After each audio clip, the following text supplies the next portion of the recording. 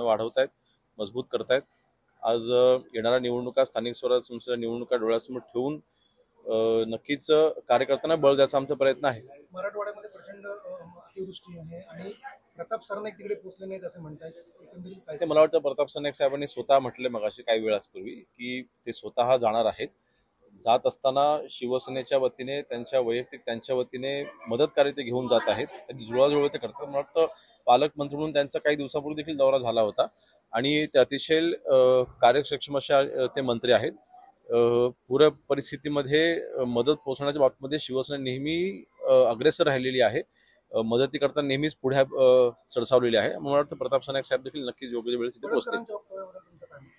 मी काल बोललोय त्याच्यावरती की वैयक्तिक टीका करणं आपण टाळलं पाहिजे। राजकारणामध्ये पातळी आपण कधीही म्हणजे कमरेखाली आपण कधी टीका करत नाही, तर मला वाटतं ते तत्व सगळ्यांनी पाळली पाहिजे। तुम्ही तरुण आहात, अशा पद्धतीने जर टीका होत राहिली तर ज्येष्ठांकडून काय शिकावं? तरुणांनी तुम्ही राजकारणामध्ये या असं म्हणताय आणि मग अशा प्रकारची ज्येष्ठ टीका करत असेल तर तरुणांना एका वक्तव्यामुळे सगळ्याच राजकारण्यांना वाईट म्हणायचं काही कारण नाही।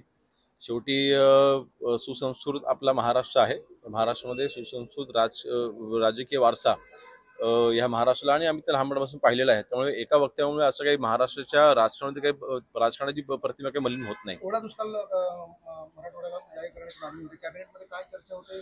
काल मी स्वतः सोलापूरला होतो आणि 2 दिवस सोलापूरच्या दौऱ्यावरती असताना करमाळ असेल, मोहोळ असेल या ठिकाणी जे नुकसान झालं मी स्वतः माझ्या डोळ्याने पाहिलेलं आहे।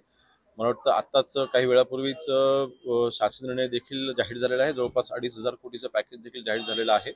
मला वाटतं नक्कीच आत्ता ह्या क्षणाला पंचनामे वेळ पूर्ण करणं आणि जिथे जिथे अडचणी निर्माण होत आहेत त्या शेतकऱ्यांना, त्या नागरिकांना मदत करणं ह्याला प्राधान्य असेल। 100% पुढच्या काही दिवसांमध्ये याला पंचनामे पूर्ण होतील, योग्य ती मदत ही शेतकऱ्यांना आणि नागरिकांना दिली जाईल। मुंबई महानगरपालिका आणि इतर महानगरपालिका शिवसेना जिल्ह्याच्या मार्गावर आहे, अशा प्रकारची व्यूहरचना आहे, काय स्ट्रॅटेजी असेल यावेळेला ठाकरेंना रोखण्यासाठी? कारण 2 ठाकरे एकत्र येतात। स्ट्रॅटेजी नक्कीच आमचे प्रमुख नेते हे तयार करत आहेत, किंवा तयार आहेच। एक गोष्ट मात्र नक्की आहे की ह्या निवडणुकीला सामोरं जात असताना आमची महायुती 100% विजय होईल। जसं विधानसभेच्या निवडणुकीमध्ये महायुतीने एक रेकॉर्ड ब्रेक तिथे आपल्याला कामगिरी करताना आम्ही पाहिली, तशीच कामगिरी या येणाऱ्या निवडणुकांमध्ये महायुतीमार्फत आपल्याला पाहायला मिळेल।